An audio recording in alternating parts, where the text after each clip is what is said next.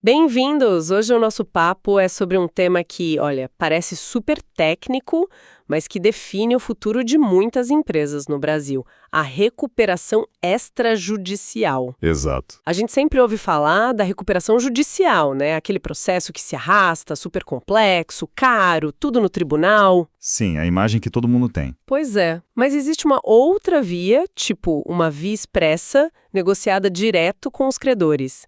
E a nossa missão hoje, usando um texto de direito falimentar bem a fundo, é desvendar como isso funciona, para quem serve e, claro, onde estão as armadilhas. E, para começar, o que mais me chocou no material foi descobrir como a lei antiga tratava isso. É uma mudança de paradigma, assim, brutal. O texto deixa isso muito claro.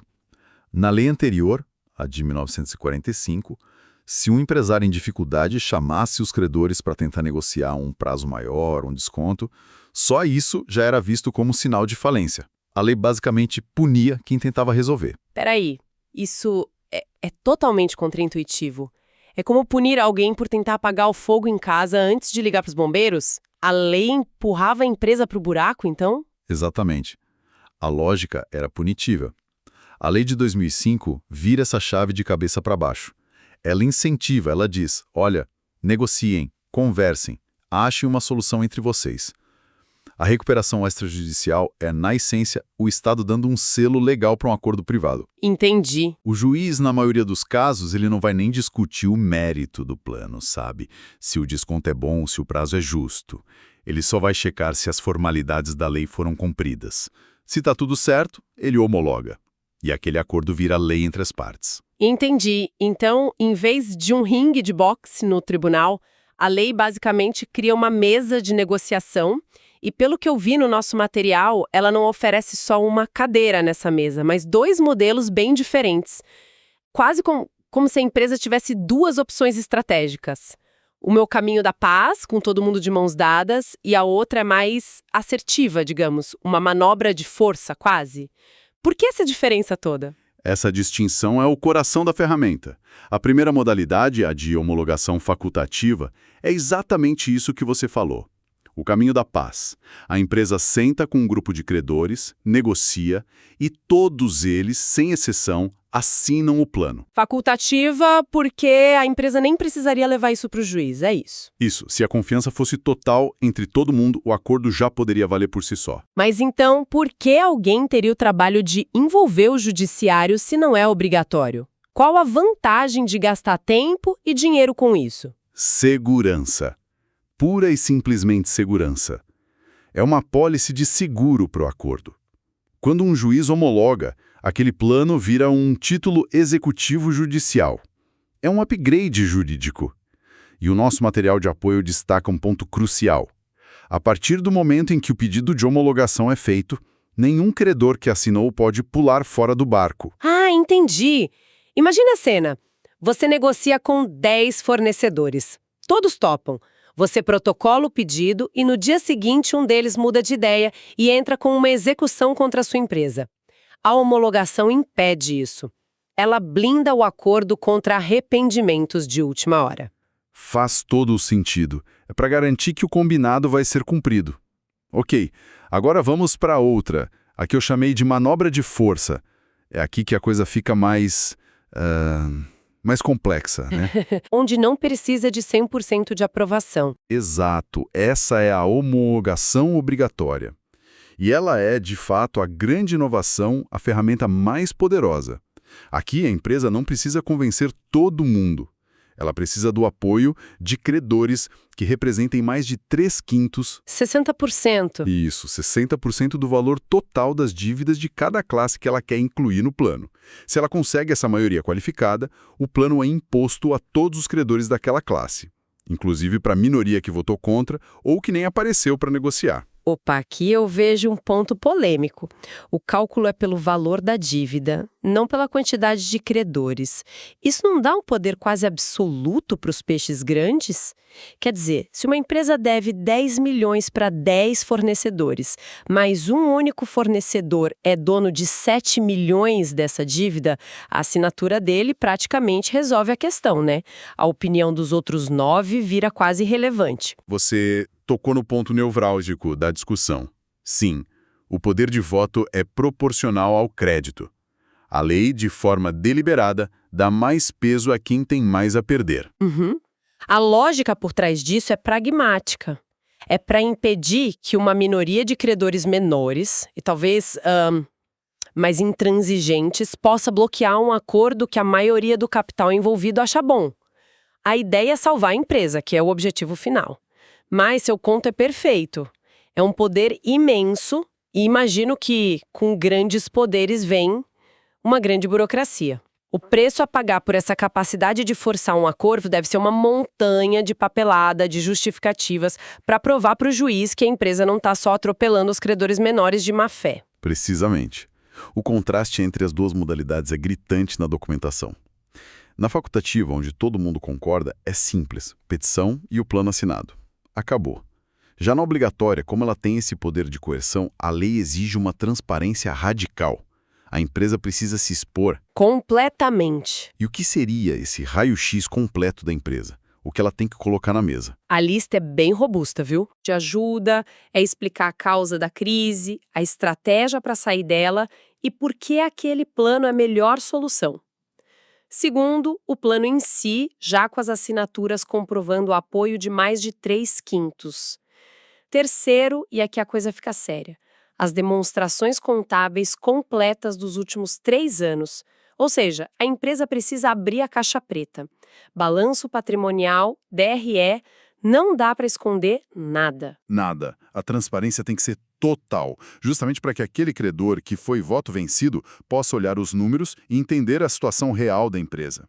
Além disso, a lei exige um relatório de fluxo de caixa. O atual e, mais importante, uma projeção de fluxo de caixa futuro. Essa é a prova dos 9. É a empresa dizendo: não estou só pedindo um desconto, estou mostrando matematicamente como vou gerar o dinheiro para pagar o que estou prometendo. Exato. É a demonstração da viabilidade. E, por fim, uma lista completa de todos os credores, não só os do plano, detalhando nome, endereço, valor, natureza da dívida. É um mapa completo. O texto que a gente está usando faz uma distinção interessante. Na recuperação judicial, se exige um laudo de viabilidade econômica, que é algo super complexo. Aqui, a exigência é de uma justificativa, que é um pouco mais simples, mas ainda tem que ser muito bem fundamentada, sabe? Não é um cheque em branco. Ok, então, para usar essa versão mais poderosa, a empresa precisa ser um livro aberto. Mas antes mesmo de chegar aí, quem pode sentar nessa mesa de negociação? Tem algum tipo de filtro na entrada ou qualquer empresa que está mal das pernas pode tentar? Existem filtros, sim, e são bem rigorosos. São os mesmos da recuperação judicial, e o nosso material detalha bem cada um. O legislador criou, na prática, uns portões de entrada para garantir que a ferramenta seja usada com seriedade. E quais são esses portões? A gente pode pensar neles como 3 grandes filtros. O primeiro é um filtro de viabilidade. A empresa tem que comprovar que exerce atividade de forma regular há mais de 2 anos. Para evitar as empresas de aventura. Exatamente. Para barrar negócios que acabaram de nascer, sem histórico, sem um modelo consolidado e que já entraram em crise. A ideia é salvar empresas que têm uma trajetória. Faz sentido. Não é uma ferramenta para qualquer plano de negócios que deu errado logo de cara. Qual o segundo filtro? O segundo é um filtro de boa-fé. A empresa não pode ter conseguido uma recuperação judicial nos últimos 5 anos ou outra extrajudicial nos últimos 2 anos. É um período de quarentena. Entendi. Isso evita que o empresário use recuperações de forma recorrente, quase como um modelo de gestão, sabe? O que indicaria ou um problema crônico de administração ou até má-fé. Também não pode ter falência decretada, claro, a menos que as obrigações já tenham sido extintas. É uma forma de dizer: ok, a gente te dá essa chance, mas não banalize. Resolva seu problema de forma estrutural. E o terceiro filtro é o mais importante, o filtro de idoneidade. O dono da empresa, ou qualquer sócio controlador ou administrador, não pode ter sido condenado por nenhum crime falimentar. Sim. Fraude contra credores, desvio de bens, contabilidade fraudulenta. A lei está protegendo o sistema e os próprios credores. quer garantir que a gestão da empresa que está pedindo ajuda seja, no mínimo, confiável e honesta. Entendi. A lei cria toda uma barreira para garantir que só empresas sérias e com histórico possam usar a ferramenta. Mas mesmo para essas empresas, a recuperação extrajudicial não é uma solução mágica para tudo, certo? Eu imagino que tenham dívidas que simplesmente não entram nessa negociação. Exatamente. E aqui a gente chega nas limitações da ferramenta, que talvez seja o ponto mais estratégico de toda a nossa conversa. A recuperação extrajudicial é uma cirurgia a laser, não é uma cirurgia de peito aberto como a judicial. Ela não serve para todo tipo de dívida, e a lei é bem clara sobre quem fica de fora da festa. E quem são esses credores que não podem nem ser convidados para renegociação? São 3 grupos principais, são gigantes. Primeiro, créditos de natureza tributária, impostos, taxas, contribuições. A dívida com o fisco não entra no plano. Ok. A negociação com o governo tem regras próprias, programas de parcelamento específicos. Segundo, créditos trabalhistas e de acidente de trabalho. Os direitos dos funcionários são protegidos, não entram nessa renegociação. Ok, esses dois já são enormes. Dívida fiscal e trabalhista muitas vezes são a maior parte do problema de uma empresa em crise. Qual é o terceiro grupo? O terceiro é mais técnico, mas igualmente importante. Certos créditos com garantia fiduciária. Simplificando, são aqueles empréstimos bancários em que o bem financiado, um caminhão, uma máquina, é a própria garantia. O banco é, na prática, o dono do bem, até a quitação. Esse credor também fica de fora e pode, inclusive, pedir a busca e apreensão do bem mesmo durante a recuperação. Isso me leva a uma questão bem prática. Se esses 3 grupos enormes estão fora, isso não cria um cenário meio caótico? A empresa está lá toda orgulhosa de ter homologado um plano com os fornecedores, enquanto o fisco está executando uma dívida, a Justiça do Trabalho está penhorando as contas e o banco está levando embora as máquinas. Como se administra isso? Essa é a principal fragilidade e, ao mesmo tempo, o que define a estratégia de uso da ferramenta.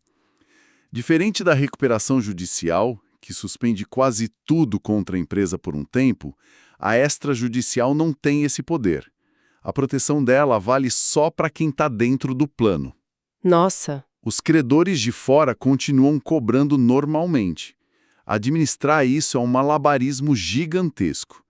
A empresa precisa ter fôlego de caixa para lidar com esses credores não negociáveis enquanto cumpre o plano com os outros. Homologado pelo juiz. O que acontece no dia seguinte? Qual o efeito prático disso? O efeito principal tem um nome jurídico: novação da dívida. É um conceito muito poderoso. Significa que todas as obrigações antigas que estavam no plano são extinguidas e substituídas legalmente pelas novas condições. A dívida original morre e nasce uma nova. É como se a empresa apertasse um reset para aquele grupo de dívidas. E por que isso é tão importante? Isso dá uma segurança jurídica enorme. Pensa só, 2 anos depois, a empresa infelizmente não consegue se recuperar e vai à falência. Na hora de listar as dívidas na massa falida, o que vai valer não são os valores originais, mas sim os valores já renegociados no plano extrajudicial. Além disso, o plano só passa a valer, em regra, a partir da decisão do juiz. O texto base até menciona uma exceção: o plano pode prever alguns efeitos retroativos, mas só para os credores que assinaram voluntariamente e só para alterar valor ou forma de pagamento. Aqueles que foram arrastados pela maioria só são afetados depois da homologação mesmo. Amarrando tudo isso, fica claro que a recuperação extrajudicial é uma ferramenta muito mais ágil e mais barata que a via judicial. Ela aposta tudo na negociação, no consenso ou, na sua versão mais potente, na força da maioria. É um avanço enorme em relação àquela lei antiga que punia a negociação, mas é uma ferramenta com um manual de instruções bem específico e com contraindicações bem claras. Perfeito. E essa análise toda nos leva a um pensamento final, uma reflexão mais estratégica que o nosso material inspira. Se os créditos fiscais e trabalhistas, que muitas vezes são o coração da crise de uma empresa, estão fora do jogo, isso nos obriga a perguntar: para que tipo de crise essa ferramenta é realmente eficaz? Qual sua visão sobre isso? Olha, ela me parece ser a solução ideal para uma crise mais focada, mais cirúrgica. Por exemplo, uma empresa que está saudável na operação, mas tem um endividamento muito concentrado num grupo específico de credores, como fornecedores ou um grupo de bancos. Certo. Nesses casos, a extrajudicial pode ser perfeita. Mas para uma empresa que enfrenta problemas mais amplos, estruturais, com dívidas espalhadas entre fisco, funcionários, bancos, a extrajudicial pode ser como tentar estancar uma hemorragia com um band-aid. A escolha entre a via extrajudicial e a judicial parece ser, no fim das contas, um dos diagnósticos mais críticos e decisivos que uma gestão em dificuldade precisa fazer.